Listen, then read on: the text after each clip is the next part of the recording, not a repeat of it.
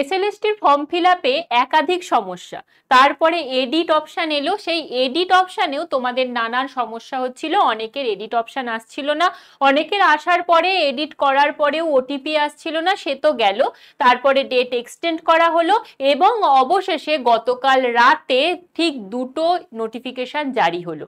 কি দুটো নোটিফিকেশন ইতিমধ্যে তোমরা জেনে গেছো, কিন্তু এরপরেও আরো এক সমস্যা সৃষ্টি হলো। কি করে এডিট করব, সবাইকেই কি এডিট করতে হবে, ক্যাটাগরিতেও কি সবাইকে এডিট করতে হবে, সমস্ত বিষয়টা কিন্তু আজকে আমি আলোচনা করব। তাহলে চলো শুরু করা যাক একে একে আলোচনা। Hello student, welcome to BSSC YouTube channel. এই চ্যানেলে তোমাদের অনেক অনেক স্বাগত।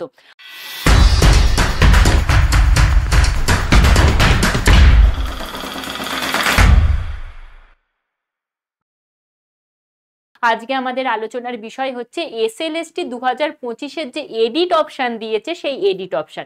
তোমরা আমাদের প্রত্যেকটা কথা শুনে বলবে, ম্যাডাম এই তো বললেন যে যাদের এডিট অপশন আসেনি তাদেরকে কিছু করার নেই, কিছু দরকার নেই, কোনো সমস্যা হবে না, আবার এখন বলছেন সবাইকে এডিট করতে হবে, কি হচ্ছেটা কি? অ্যাকচুয়ালি সেটাই, কি হচ্ছে সেটা আমরাও নিজেরা জানি না। এসএসসি কর্তৃপক্ষ নিজেরা কি চাইছে আমার বোধ হয় সেটা নিজেরাও জানেন না। একের পর এক নিয়ম, একের পর এক সমস্যা। তোমরা নোটিফিকেশন যখন বেরিয়েছিল তোমরা দেখেছিলে যে সেখানে শুধুমাত্র দেওয়া ছিল ছবি এবং তার সাথে সিগনেচার, সেটা 60 কেবির মধ্যে হতে হবে এবং জেপিজি ফরম্যাটে হতে হবে, এর থেকে বেশি কিচ্ছু লেখা ছিল না। পরবর্তীকালে যখন ফর্ম ফিল আপ শুরু হলো তারপর থেকে একের পর এক সমস্যা। কি কি সমস্যা? চশমা পরে ছবি দেওয়া যাবে না, তারপরে ব্যাকগ্রাউন্ড সাদা হতে হবে কিংবা হালকা লাইট কালারের হতে হবে, তারপরে এলো সিগনেচার নিয়ে সমস্যা, সিগনেচারটা ঠিক কোথায় করতে হবে, এরপর তো যখন এডিট অপশন এলো তখন আবার নীল কালিতে হবে না সিগনেচার, কালো কালিতে। কি কি ঠিক সমস্যা এবং কিভাবে সমস্যার সমাধান হবে তার পুরোটাই কিন্তু আজ আলোচনা করব। তাহলে প্রথমেই দেখে নাও যে ঠিক কি নোটিফিকেশনটা জারি করা হয়েছে এডিট অপশন নিয়ে। তাহলে চলো এক ঝলকে একটু দেখে নিই বিষয়টা। আচ্ছা চলো দেখে নাও তাহলে। প্রথমে যে নোটিফিকেশনটা এসেছে সেটা এডিট অপশন নিয়ে, সেখানে কি কি ঠিক এডিট করা যাবে সেটা দেওয়া আছে। প্রথমে তোমরা জানো কি কি এডিট করা যাবে না, ফটো, নাম, ডেট অফ বার্থ এবং তোমার জেন্ডার, এই কয়েকটা বিষয় কিন্তু এডিট করা যেত। এবার এই যে নোটিফিকেশনটা এলো সেখানে তো ডেট এক্সটেন্ড হয়েইছে।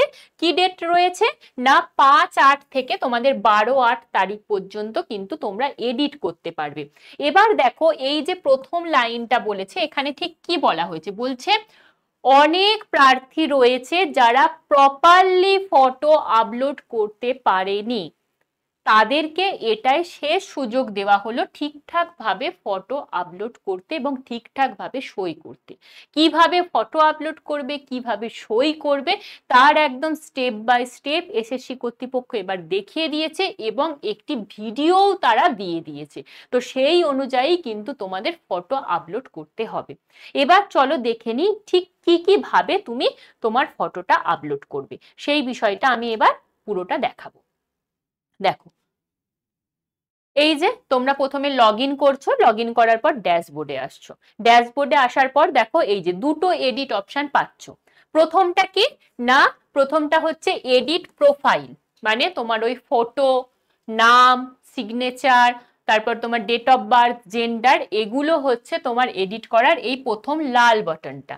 আর যে নিচের নীলটা, সেই নীলটা হচ্ছে তোমার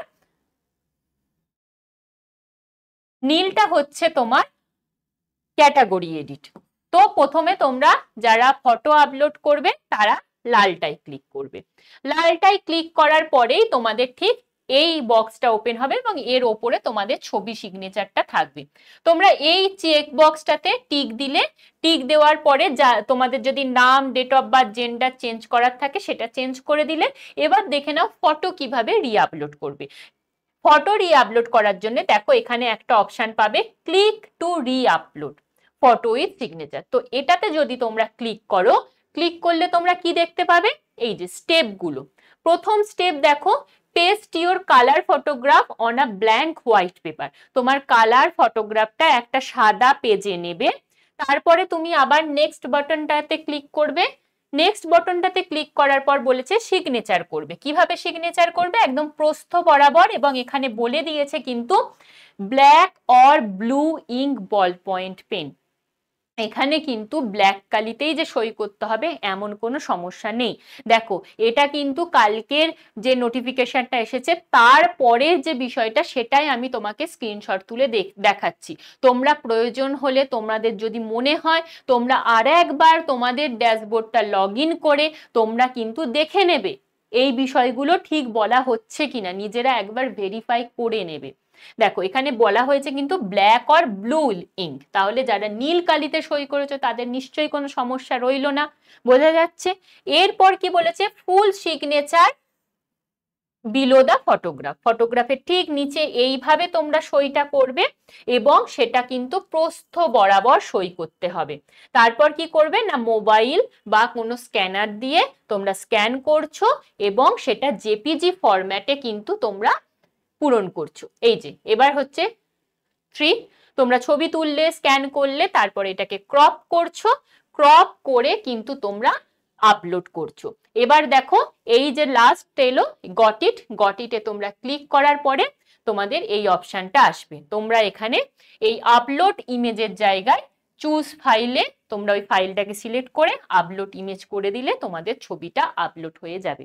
তাহলে আশা করি ছবি আপলোড নিয়ে সবার সমস্যা মিটলো।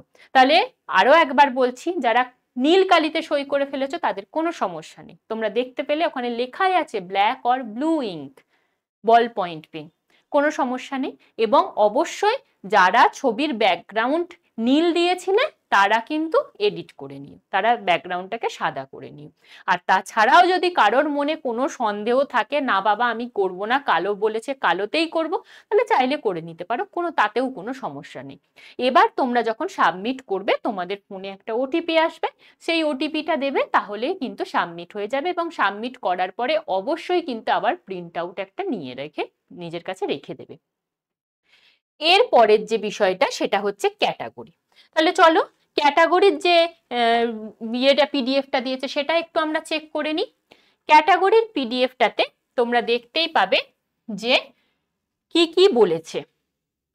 প্রথমে দেখো বলেছে caste, class, EWS, PH etcetera সমস্ত কিন্তু ক্যাটাগরিটা স্পেসিফাই করতে হবে এবং জেনারেল ক্যান্ডিডেটদেরও কিন্তু স্পেসিফাই করতে হবে। তুমি জেনারেল ক্যান্ডিডেট বলে যদি নিজের ক্যাটাগরিটাকে সিলেক্ট না করো তাহলে কিন্তু হবে না। General, SC, ST, EWS, pH, OBC সবাইকেই কিন্তু তোমাদেরকে সিলেক্ট করতে হবে। তাহলে চলো এবার ক্যাটাগরি কিভাবে সিলেক্ট করবে সেটা একটু দেখে নিই। এটা তো গেল ফটো। এরপর ওই যে প্রথম যদি আমরা আবার মেসেজ ড্যাশবোর্ডটাতে চলে যাই, ড্যাশবোর্ডে যে দুটো এডিট অপশন আসছিল, এই যে নীল আর লাল, লালটা তো গেল ছবি, সিগনেচার এগুলোর, আর এই নীলটা হচ্ছে ক্যাটাগরি। এই নীলটাতে তোমরা ক্লিক করবে। নীলটাতে ক্লিক করার পরেই তোমাদের কাছে কি ওপেন হবে, চলো একদম সরাসরি আমরা ওয়েবসাইট থেকেই এবার দেখে নেব বিষয়টা। তো ক্যাটাগরি এডিটের তোমরা যেই ওই নীল বাটনটাতে ক্লিক করবে তোমাদের সামনে এই পেজটাই কিন্তু ওপেন হবে। দেখো আপডেট কাস্ট ক্যাটাগরি, তারপরে একটা বক্স রয়েছে I agree to update my caste category. তো এটাতে তোমরা ক্লিক করে দেবে। ক্লিক করার পরেই দেখো কারেন্টলি ক্যাটাগরি নট প্রোভাইডেড, যারা ওই ওবিসি, এসসি, এসটি এগুলো উঠে যাবার পরে ফর্ম ফিল আপ করেছিলে তাদেরকে কিন্তু এই নট প্রোভাইডেড এই বিষয়টা কিন্তু দেখাবে, নট প্রোভাইডেড এটা দেখাবে। তাহলে এরপর তোমরা কি করবে, নিউ ক্যাটাগরি, নিউ ক্যাটাগরিতে তুমি যে ক্যাটাগরি সেটা, তুমি যদি জেনারেল হও জেনারেল, এসসি, এসটি সেটা করে দিচ্ছ। দেখো আমি জেনারেলটা যদি করি, শুধু সাবমিট করে দিলেই হয়ে যাবে, ফোনে একটা ওটিপি আসবে, ওটিপিটা দিয়ে দিলেই তোমার সাবমিট হয়ে যাবে। এরপর এটাকেই যদি আমি এসসি করি, দেখো এসসি বা এসটি বা ইডব্লিউএস করলে তোমার কিন্তু সার্টিফিকেট নাম্বার দিতে হবে। ইডব্লিউএসটাও একবার দেখে নাও, ইডব্লিউএস এর ক্ষেত্রেও দেখতে পাচ্ছ তোমরা সার্টিফিকেট নাম্বার দিতে হবে। এবার আমি চলে যাব ওবিসির ক্ষেত্রে কি হবে সেটা দেখার জন্য। প্রথমে গেলাম ওবিসি এ, ওবিসি এর সার্টিফিকেট নাম্বার, তারপরে দেখো সাব ক্যাটাগরি বিষয়টা আসছে। সাব ক্যাটাগরিতে তুমি যদি বক্সে ক্লিক করো তাহলে দেখবে, দেখো তোমার প্রত্যেকটা সাব ক্যাটাগরি কিন্তু এখানে ওপেন হয়ে যাচ্ছে, যে যেটার ক্যাটাগরি সেটা তুমি সিলেক্ট করে দিচ্ছ। এখানে নাপিত সিলেক্ট হয়ে গেল, এখানে সার্টিফিকেট নাম্বারটা দেবে, সাবমিট করে দেবে, বিষয়টা হয়ে গেল। এরপর বলি অনেকের কাছে সার্টিফিকেট নাম্বার নেই, যারা ধরো জেনারেল ছিলে, এখন এই নতুন 140টার লিস্ট অনুযায়ী যারা ওবিসিতে এলে, তাদের কাছে সার্টিফিকেট নাম্বার নেই, তারা কি করবে? যেমন সদগো ক্যাটাগরিটা আমরা যদি দেখি ওবিসি বি তে গেছে সম্ভবত, যদি খুব ভুল না হয়, যদি ভুল হয় অবশ্যই কমেন্ট বক্সে কমেন্ট করবে। সাব ক্যাটাগরি তোমরা যদি ওই সদগো ক্যাটাগরিটা করো, তোমরা জেনারেল থেকে ওবিসিতে এলে, তোমাদের ক্ষেত্রে কি করতে হবে? সার্টিফিকেট নাম্বার দেওয়ার কোনো প্রয়োজন নেই, সেটাই নোটিফিকেশনে কিন্তু লেখা ছিল। আপাতত আমি সেটাই বলছি, এবং তোমরা শুধুমাত্র সাবমিট করে দেবে, তোমাদের সার্টিফিকেট নম্বর দেওয়ার প্রয়োজন পড়ছে না। ওটিপি আসছে, ওটিপি দিয়ে দিচ্ছ। এবার আমি যে বিষয়টাতে আসব সেটা হচ্ছে, যারা আগে ওবিসি এসসি এসটি সিলেক্ট করেছিলে তারা কি করবে? তাদের ক্ষেত্রে এই যে কারেন্ট ক্যাটাগরির জায়গাটাতে কিন্তু তুমি যদি ওবিসি সিলেক্ট করে থাকো তাহলে ওবিসি লেখা থাকবে, এবং এই নিউ ক্যাটাগরির জায়গায় তোমাকে আবার ওবিসি এ না ওবিসি বি এবং তার সাথে সাব ক্যাটাগরি সার্টিফিকেট নাম্বার দিতে হচ্ছে। এটা গেল যারা ওবিসি এ তে ছিলে, এখনো এতেই আছো তাদের জন্য। এবার নেক্সট প্রশ্ন ধরো, অনেকে প্রশ্ন করেছো যারা ওবিসি এ তে ছিলাম আমি, কিন্তু নতুন যে 140টার লিস্ট বেরোলো সেই অনুযায়ী আমি ওবিসি বি তে এলাম, আমি কি করব? তোমার ক্ষেত্রে বলি, তুমি যদি আগে ফর্ম ফিল আপ করে থাকো তাহলে তুমি এখানে ওই ওবিসি এ দেখলে, এবার তুমি নিউ ক্যাটাগরি অনুযায়ী ওবিসি বি তে চলে এসেছো, তাহলে তুমি কি করবে? নিউ ক্যাটাগরির জায়গায় ওবিসি বি করে দেবে।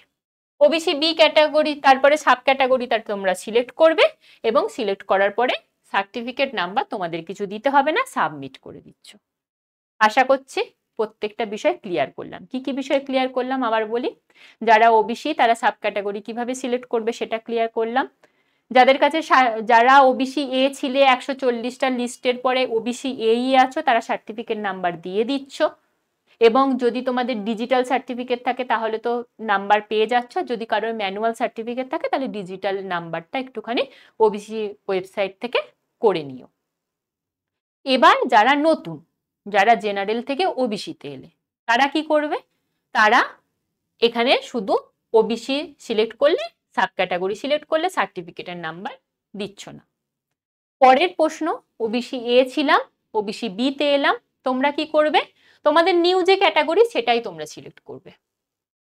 4 নাম্বার প্রশ্ন, আগে ওবিসি সিলেক্ট করেছো বা এসসি এসটি সিলেক্ট করেছো, তারা কি করবে?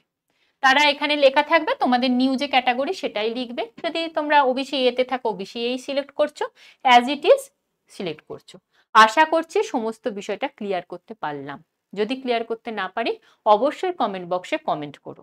তোমাদের সমস্ত প্রশ্নগুলোই কিন্তু একত্রে নিয়ে আসার চেষ্টা করেছি আমি। এরপরে চলে যাই আর কি কি তোমাদের সমস্যা হতে পারে সেই জায়গাতে। একাডেমিকের এডিট অপশন কি আসবে? না, এই মুহূর্তে একাডেমিকের এডিট অপশন আসার কোনো রকম চান্স নেই। ঠিকানা পরিবর্তন করা যাবে? না, ঠিকানা পরিবর্তন করা যাবে না। আরো একটা প্রশ্ন এসেছিল, বাবার নামের বানান ভুল, এখন কোনো চেঞ্জ করা যাবে না। তুমি যদি সিলেক্টেড হও, তোমার যখন ডকুমেন্ট ভেরিফিকেশন হবে তুমি ডকুমেন্ট শো করবে, কোনো সমস্যা হবে না তাতে। তার জন্য তোমার সার্টিফিকেট কিছু সমস্যা হবে না, এবং তোমার ফর্মও রিজেকশন হবে না। যাদের ক্যাটাগরি নাম্বার নেই, সার্টিফিকেটের নাম্বার নেই, তারা কি করবে? বলেই দিলাম, যাদের ক্যাটাগরি সার্টিফিকেটের নাম্বার নেই তাদের সার্টিফিকেট নাম্বার পুট করার প্রয়োজন নেই, যদিও এটা ইললিগাল, কিন্তু যেহেতু এসএসসি কর্তৃপক্ষ নোটিশ জারি করে বলে দিয়েছে তাই আমি এই কথা বলছি। সার্টিফিকেটের নাম্বার দেওয়ার কোনো প্রয়োজন নেই। পরে অবশ্যই নিশ্চয়ই তোমাদের কিছুদিন পরে আবার অপশান আসবে, তখন তোমরা তোমাদের সার্টিফিকেটের নম্বর ইস্যু হয়ে গেলে সেই নাম্বার দিয়ে দেবে। আপাতত কিছু করার দরকার নেই, শুধু তোমরা ক্যাটাগরি সিলেক্ট করবে। 140টা যে নতুন লিস্ট এসেছে সেই লিস্ট অনুযায়ী তোমার যে ক্যাটাগরি সেটা তুমি সিলেক্ট করবে, এবং ওবিসির জন্য শুধুমাত্র সাব ক্যাটাগরিটা আছে।